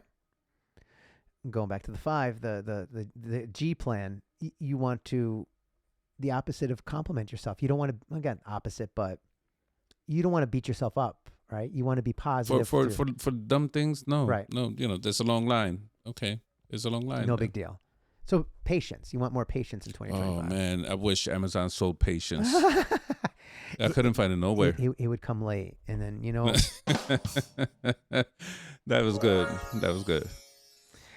But, by the way, 1:41:28, Mm. 2.5 minutes to, or 1.5 minutes, how dare I, to the minute of love. That's what I give them. Best minute ever. I call it the hour of love. But what's another goal you want to do? What's something more tangible? Something that you could check it off. I know of one, but it's probably not something you want to say in the air. But think of something tangible that's like not money per se, but something that you know you can do. You'll know it when you see it. I'm not thinking of anything. I'm just saying I'm thinking of one particular thing that I just finished doing, wink, wink, that you might be doing. I gave you someone to go call. Oh. We don't have to talk about it on air, but I'm saying that's one example of you either do it or you don't, right? Mm-hmm. That's an objective. Mm-hmm. An objective is either achieved or not. People say a goal is whatever, 30 seconds. So what's one other goal you want to do? Because one goal that I want to do, words matter, that I will do, I will see my kids. Absolutely. I will. 1:42:42. I will see them. Yeah. And what a better way for me to ease into the last 10 seconds of the hour minute of love with a toast to our goals before we continue. Hell yeah. The things that we will do in 2025. Not that we want to or need to, we will do. Big difference. Words matter. Salud. The minute of love. Salud. 143 for anyone that doesn't know what we're talking about. Yeah. We've been on for an hour, 43 minutes. I told you it went quick. It does go quick. One other goal that I talked about on the G thoughts was working out, and I have some whatever, and then was specific to the pod with subscribers and stuff like that. And I said, and I'll leave it with this, 143.33. I would love for us to get 1,000 subscribers. That's the target. But then I go, why would I only shoot for 1,000? What's a target? What I need to get, then what I want to get, and then why wouldn't I just, what would be the best possible case? Mm-hmm. So I said, what about 10,000 subscribers next year? Like, that's not audacious. What if the target is 10,000? That's the target. What I need to get, or we need to get. What I'd love to get is 100,000. The perfect one would be 1 million. Why not? Is it feasible? Yeah, maybe. Is it likely? Probably not. But I'm going to do it anyway. I'm going to shoot for it. Why not? Right? If you don't know what the best possible scenario would be in any given situation, you're not dreaming big enough, kid. Mm. I'm not saying shoot for the moon, because it's tough to target that. shoot for somewhere way far away, just in case you land past your intended target. What would be a goal that you want, or are there any goals that you have that we talked about that have a far-reaching, like the best possible scenario is this? Do you have one like that? Because you said just like one person reacting, and what if it was 1,000 or 100? I wouldn't say it's a. It's not a goal. It's not a goal. Be a beautiful thing, right? I would like to hire 2 assistants to handle the emails that will come in. Yeah. I want to How get to cool would that that point be? that I have 2 people going through all the emails, and it's like we want to answer all of them personally, not a third person personally, but take like the top, maybe let's say the top 4, the one that we read it, and we was like, okay, this one is definitely one of them, and go through them that way. Go on. Yeah, no, because when you say you want to, 1 million subscribers is perfect. I mean, for a number, whatever. It doesn't mean that things will be think perfect. 1 million is like the minimum with what we're doing. It's just because I've really never seen anything like this before in anywhere. Me neither. And I've spent months, going through videos and researching, like God, and this is after, my separation. I need freaking help. Like what, I'm really losing my mind here. I don't have enough money to go pay for a therapist. Now what? Oh, snap. Look at these 2 guys over here. They just separated and they're talking about it. Oh, let me. Not from each other. Pero, I like we said, and mentioned it a couple of times during our pilots. Yep. Something like this existed when we was going through our stuff. We would be totally tuned in because it's absolutely relatable, and 57% of marriages ending in divorce, and 80% of them are initiated by the wife. It's like there's a lot of men there that would benefit. If you felt anything that I felt, you know what I'm saying, or what Jay felt, it's tough. Yeah, and some people might listen to this, whoever they may be. Nobody right now. There's 0 watching. One day, and say you're way ahead of your skis, kids. You have 10 subscribers, by the way. 10 subscribers. Let's go. If you're noticing people and you're listening, we're going up in subscribers every week. So yeah, just little by little. But it's like the penny game. Double the penny every, eventually at the end of the month, something like that. But hey, why not talk this way? Why not think this way? Think big, baby. Dream big. Be authentic. But number 2, be audacious, motherfucker. Why not? Why not shoot for the best possible thing and have some idea? Because Frank, what if all of a sudden we did have 1 million subscribers? How the fuck are you going to handle that? You got to prepare yourself for that eventually. Yeah. And maybe I'm going down the wrong path, and that's not the intention of us doing this, but no, the intention is we want to build a community. Correct. That's a better way of saying it. A community, a culture, a community. Yes, of a safe place. There you go. That the brokenhearted could just come and say, hey, I feel this way, and I feel like I need a little bit of support. Yep. And here I am. I heard this is a safe place. It's like, yeah, brother, what's up? What's going on, man? You could cry, you could get angry, but we're going to be productive. We're going to figure this stuff out. Shit, I think I cried like freaking. Both of us 8, did. Yeah, 8 out of the 11 episodes. Frank, there's people at work who love. By the way, so many. There's another person at work, someone that I've talked about before, who listened to the last pod. I think maybe it was 10. The last pilot. She's like, I love my words, not hers exact. I love hearing you guys talk about these. Like, guys don't talk. Like, I guess you were saying to me, this is a cheat code for women. They're listening to guys talk about things in a way they'd never heard before. She's like, I'm intrigued by this. But here's the thing. She says intimates a certain thing. And so does another a very powerful woman at our job. Wink, wink. This stuff is heavy. Sometimes they need a break from it. They say, you know what I mean? Like, you know, our boss, wink, wink. She goes, I need a break from it because you guys are awesome and this is great, but it's heavy. It's a lot to process. I listen back sometimes and our episodes are pretty deep. Even when we're trying to get funny, shit's deep and it can be tough for some people to hear. That's why I chop it up now and using the algorithm in bite-sized little morsels, right? But we don't do this for the subscribers or the whatever. We do this for each other. Yeah. Well, first we do it for the X ourselves. Our first why is to share it with someone else, which is us. And then the thought process is, well, if it works for us, it might work. Say it with me, for someone else. Yeah. So why would we hold this in? Yeah. And why would we keep this to ourselves? And dude, it was proven at you guys probably heard this if you heard the other podcasts. Our very first coffee shop meeting was 3 hours. I went there with severe anxiety. I cried in public at a freaking coffee shop, wiping tears. Like a man, though. I left there a different man because I was able to talk about it. Yes. Somebody was listening to me. My man right here was listening, and I felt a million times better.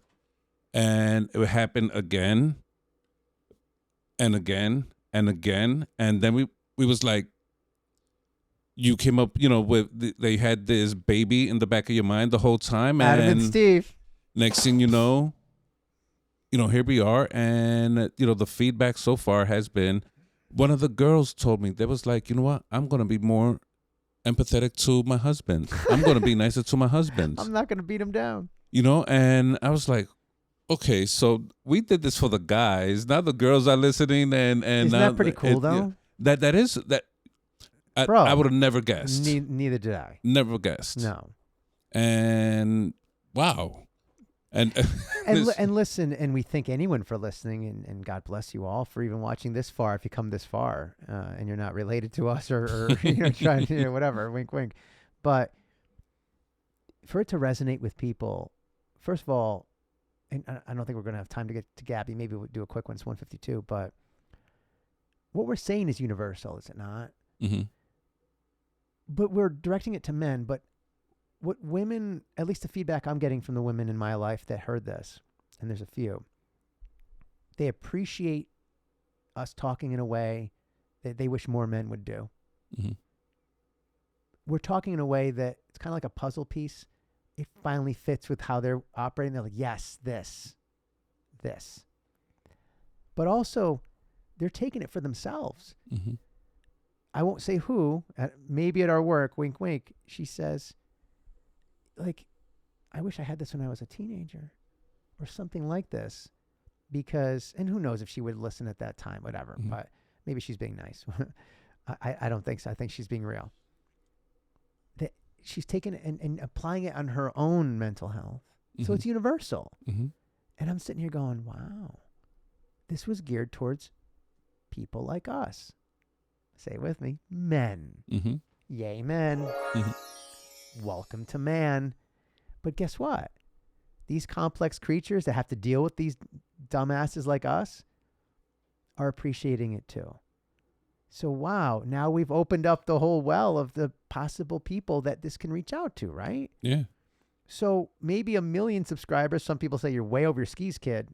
Get 100 first. Yeah, dude, work in progress. Go, we can't buy them, okay? You got to be interested in what we're saying. And the only reason why we say that is because it'd be nice to have some validation back. What we're doing, people enjoy. We have some far-reaching influence. And again, we do it authentic, audacious, accessible. What we're looking to do is inform, entertain, and inspire. In any particular order, however many applies to you, right? Yes. However it happens. If it lands, it lands. Battleship, boom, hit. You sunk my heart, my soul. The idea, though, is then we could maybe make a career of this one day. Who knows? That's a best possible case scenario. Yeah, I could talk about this forever, man. But don't you love just to, like, it feels great when you're done. Whether or not anyone listens, who gives a shit? That's gravy, right?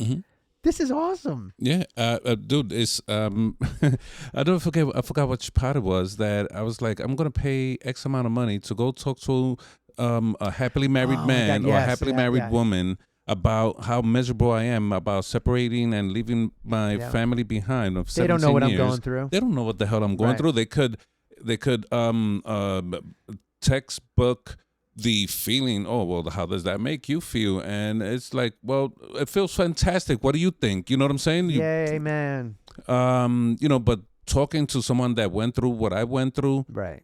and, I said, for example, I gave a couple I'm not going to say the examples, and you was like, oh, shit, that was exactly me, that towards the end, Yep. we're sleeping in different rooms. Yep. It's the awkward morning coffee, these are very specific things that if somebody listens to, it's like you stepped in a different room too. There was the awkward coffee moment that you're both at the coffee maker, nobody's saying anything. Nothing. And this is years of marriage. This is a family. This is mom and dad here. It's heavy stuff. But wasn't it illuminating for you to hear that even though you have a unique scenario with your partner and she has been in your life for all that time and no one knows what you guys go through and it's unique to yourselves and all that stuff, that the moment that you're talking about, I had a similar one. It just, the embellishments were a little bit different, and isn't it illuminating and go, wow, someone else knows. Yeah. what I I'm never going forget what through. you said. You was like, bro, same shit, man. Yeah. And you were like this, and I was Yeah. like, what do you mean? He said, bro, this, that, and that. And I was like, stop. Same thing. And yeah, and I said, stop. He said, bro, I'm not kidding. Like, you fucking serious, Yeah. dude? And So do you think there's someone else out there somewhere that also is going, wow, same thing? there has to be. It has to be. It's only logical, right? But Call us or email us. yeah, what's our email again? GTalk4, the number 4, us, US, at gmail.com. And That's it's right. for us because there is no them. There's only us. And you can be, whoever you are, part of this community. Us. Yes, it's All of us are part of this. Men, right. woman, beautiful baby. That's right. By the way, And 1:57:18. We got 2 minutes, kid. we got 2 minutes. So together, this know what that community, means. yes, But go on. together we will get through this. These two guys over here, you know what I'm saying? I'm in a way better place than I was before, and I see my man Ja coming, chugging along. We got a couple of weeks here that are very, very important. I'm praying for you, brother. Thank you. My mom is praying for you, and her church is God praying bless. for you. We are pulling for you. There is no other outcome than the outcome that you expect. And We'll see. It will manifest. I have zero doubts. I will bet my left wallet that Your left wallet. Where's the right one?